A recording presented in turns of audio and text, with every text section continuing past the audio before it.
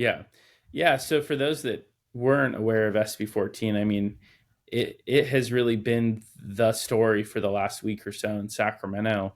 It was a bill authored by a Republican from Bakersfield, Senator Shannon Grove. She got it through the state Senate 40-0 on consent. I mean, it was full bipartisan support. This bill, it had been a bill she had tried a couple times throughout the years. She finally got it to a place where both parties were okay with it in the Senate. She gets it over to the Assembly. So basically, what the bill does in its current form is it makes human trafficking of a minor, not general human trafficking, but human trafficking of a child, a serious felony in California. What does that mean? Well, it's currently a felony in California, but it does not fall under the state's three strikes law. Meaning that when we have this law that we've had since the 90s, 3 strikes and you're out, and you can qualify for a much more stringent prison sentence upon your third strike. And so by making it a serious felony, this bill would basically say that if, for repeat offenders, and that's an important distinction, for repeat offenders of human trafficking of a minor, you can go to prison for a very, very long time. And I think that is something that if you polled it, you would probably get broad support for in this state. Well, it wasn't good enough for the Assembly Public Safety Committee. It got to the committee and was defeated in the Assembly. I believe, I'd have to go back and look, and maybe but I believe that the Democrats abstained on the bill and basically just killed it without a vote. Yeah. The two Republicans supported it on the committee. Yes. And it really became a huge story. And it led to something that I have never seen. I've been in and around California politics for the last 12 years. I have never seen this happen, which is the Assembly Public Safety Committee changed its mind on something. And so the day after, so that was, that bill died on a Tuesday. Shannon Grove almost immediately, I think it was the next day, got a call from Governor Newsom. And I actually ran into Shannon in the Capitol.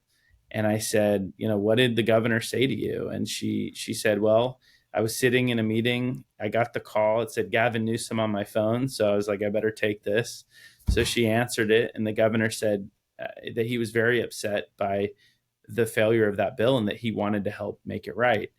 And him and the new speaker of the Assembly, Robert Rivas, engaged on the issue. Another thing that I'm not used to seeing in Sacramento is that two pretty powerful Democrats engaged and basically told the Public Safety Committee, you have to hear this bill again, and you need to vote differently. And so 2 days later, I was actually in the committee hearing with my daughter. She happened to be at the Capitol with me. It was kind of I just had taken her to work that day to show her kind of what was going on. And it turned out to be one of the craziest days of the year. And so her and I went to the committee hearing and sat there, and the chair of the committee, Reggie Jones Sawyer, sat down to start the hearing. He said there will be no testimony. There will be basically no commentary of any kind on the bill. They were going to do a vote only, and they went around and they voted it out. There were still 2 Democrats that abstained, but it had enough votes to get out of the committee. And then when we come back to legislative session in August, we're going to get a chance to vote on that as a full assembly after it gets through the Appropriations Committee. So, honestly, it was one of the craziest things I've seen. And I would say it was one of those rare opportunities where Republicans actually got a huge win, because it was Republicans that were leading on that issue, including Shannon Grove and James Gallagher and the rest of our caucus. I don't even see how that's not a nonpartisan issue. Like but it just feels like they're playing games. I want to know, and I know I can look it up, but if you know off the top of your head, who are the 2 that abstained? Because they still need some phone calls. People need to... So the 2 Democrats that abstained, one of them was Assembly Member Isaac Bryan from Los Angeles.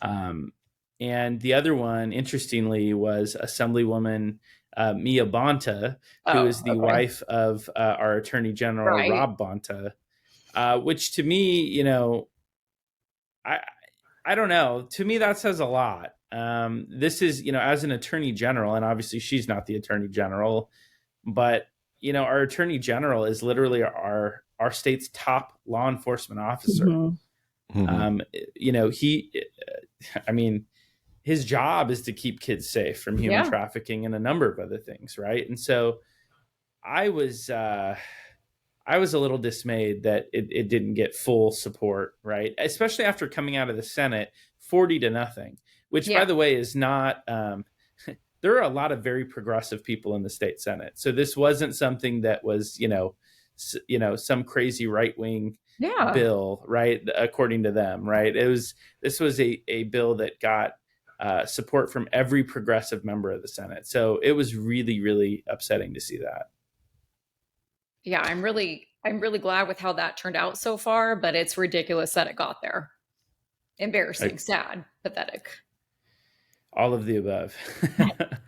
I think I actually saw a picture of, I believe it was Shannon Grove hugging our favorite state senator, Scott Wiener. Yep. We say that in cheek, obviously. So You're right. Yeah.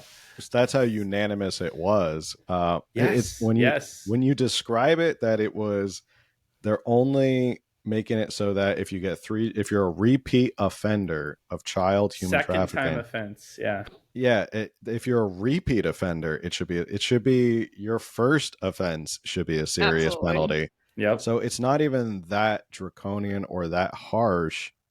Yeah. That's insane to me. I think that's probably why it got so much public attention across the country. It was like, this is how wild California has got. Do you think you can be honest? We appreciate the honesty. Do you think that bill got reintroduced because of public backlash, or do you think it was because people thought it was the right thing to do? I think it was in large part because of the public backlash. Yeah. But See? yeah, I really do believe that. It was, I mean, it got a lot of attention, and the media actually covered it, I think, in the right way. People, your voice matters. Yeah. Everyone listening, Yeah. your phone calls, your emails, they matter. Look They what got happened in flooded. They got 48 flooded. hours. Yep. They got flooded with calls. They got flooded with, I mean, we've seen backlash on a lot of different bills. This was probably the biggest one. I mean, we had Democrats on Twitter who were yelling at the Public Safety Committee. I mean, this is, it was a pretty unprecedented level of public outcry. And I guess give credit where credit's due, even though it's not his thing, but Gavin Newsom did make the phone call and say, hey, you guys are going to go in and vote differently. You're going to vote. You're going to go. Yeah. And, Gavin Newsom may have done that. I mean, I want to believe that Gavin actually thought this was ridiculous. And, he's a father, right? He has young kids. I fully believe that he thinks this is the right policy. But I think I would say the bigger credit, because you could say that, this could have cost him some political points at the national level had this, continued to go the way it was.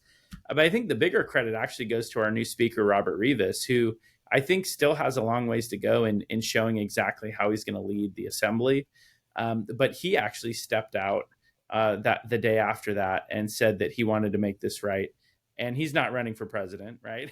So, yeah. I mean, I really felt that he engaged immediately and pretty swiftly on this, and that was good to see, because we need, he got sworn into, I think, as speaker 13 days prior or something like that. That's what I thought. I'm like, he's brand new.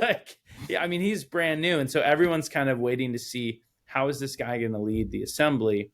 He made some comments in his swearing in speech that, he said, look, doing the right thing sometimes requires working with people you don't always agree with.